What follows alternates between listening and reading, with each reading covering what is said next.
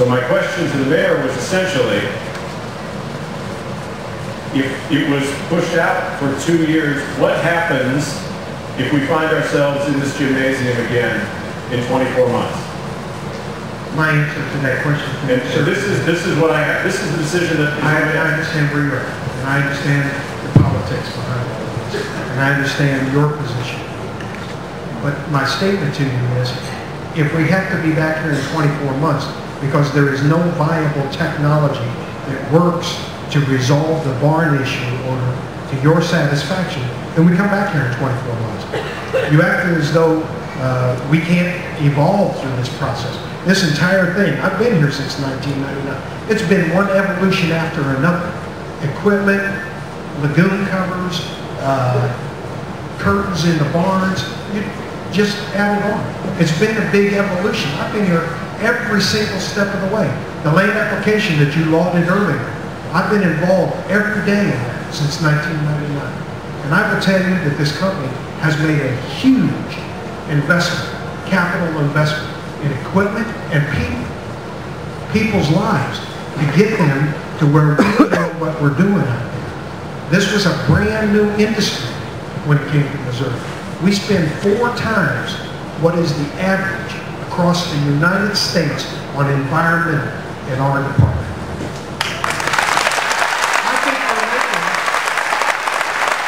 I think we're making a commitment to the people of Missouri and to the state of Missouri. My comment to you, sir, is when will we stop worrying about a deadline and worried about good common sense technology that takes place? I've been to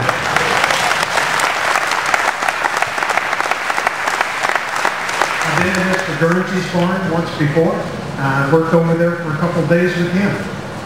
What I'm saying is, this isn't a one-size-fits-all. You know as well as I do, having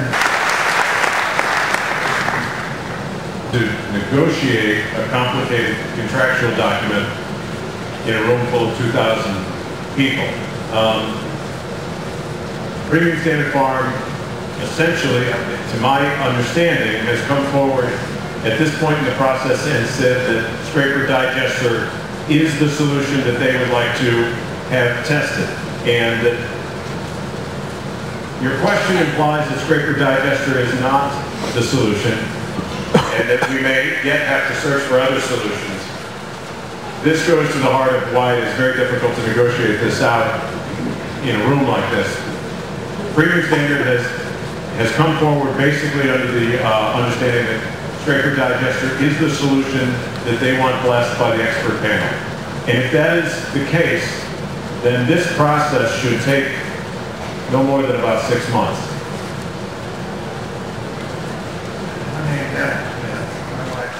I was first shown the scraper digester system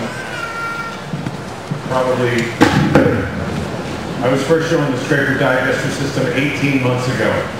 And I will say this evening, as I have said multiple times in my negotiations with BSF's lawyers and corporate personnel, that if you're serious about scraper digester, then please move it through the expert panel.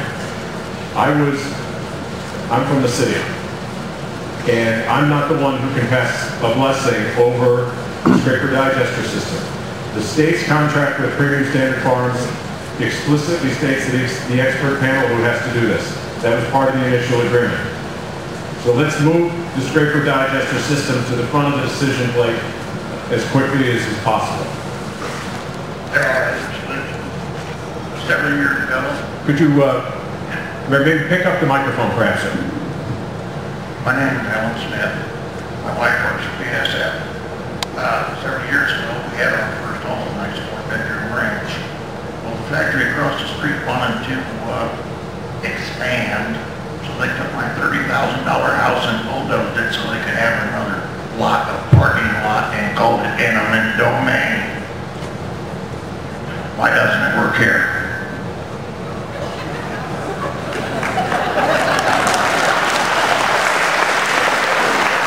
When the Attorney General told me I had to sell my house for less than what I could replace it for. I'm not certain I digest the question. The Attorney General's... I'm saying, how come we don't have that kind of blame on this guy that keeps suing the dang companies?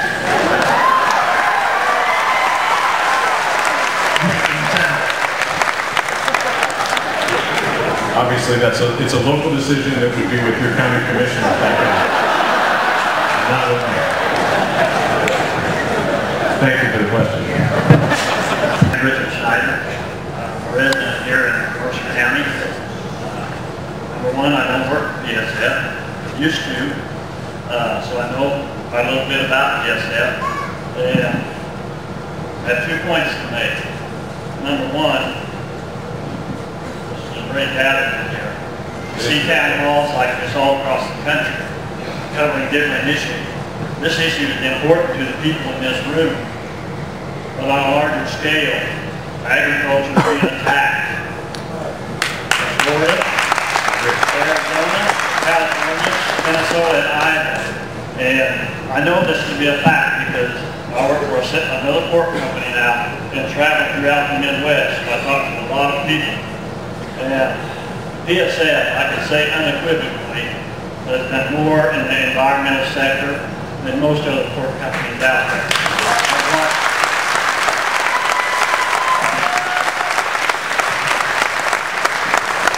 My second, I better make one more point. Communication has been severely lacking between people in the city and people in the country. We've done a poor job of expressing ourselves to city people and making them understand where the food comes from. It doesn't come from Lowe's. It doesn't come from IV. It does come from there, but ultimately how does that food come to your table? The second question is, the question to you is, you made the point quite clearly from August 1999 to July 2010 that you have one extension, and then you have a second, well, not extension, you have one decree, and you have a second extension. You expect the PSF to step up and say, every 2 months, whatever their expectations were, this is what we're doing, this is what we're doing, this is what we're doing. But you haven't said anything about checking up on PSF. I'm sure it's been done, because the people that are in the opposition make sure of it. They simply, you see complaints all the time. But where was the state in communicating with people sitting in this room that work for PSF? Where were the people from the state communicating with the people here at PSF and keeping them up to date with that timeline and saying, hey, we're approaching a problem here? It just seems like there's a lack of communication. So you dumped it on the PSF communicate with you, but have you communicated with PSF? I'm sure you have on the corporate level, but what about these people sitting in this room? You raised a number of very interesting points. To the first point, I related to the attack that agriculture is under. It is very true. And Senator Lauger and I have worked on this issue together over a long period of time, and for the farmers in the room, particularly the independent the contractor farmers, as opposed to the folks in the room who work for the corporation. The fact that the state of Missouri has allowed so many different local regulations to break the historic precedent that we had that there's only one set of regulations over agriculture in the state. And now we have local health ordinances over 16 different communities. Some communities that have seen animal husbandry almost pushed completely out of the state. You can hardly get, or pushed completely out of the county. You can hardly get a permit in some counties because the restrictions have become so strong. It is a long-standing attack on agriculture that I try to work on in the General Assembly and that desperately needs to be addressed today. Because I agree that agriculture can leave the state of Missouri just like textiles left the Carolinas and steel left the Ohio River Valley. We have to have intelligent regulations around these issues.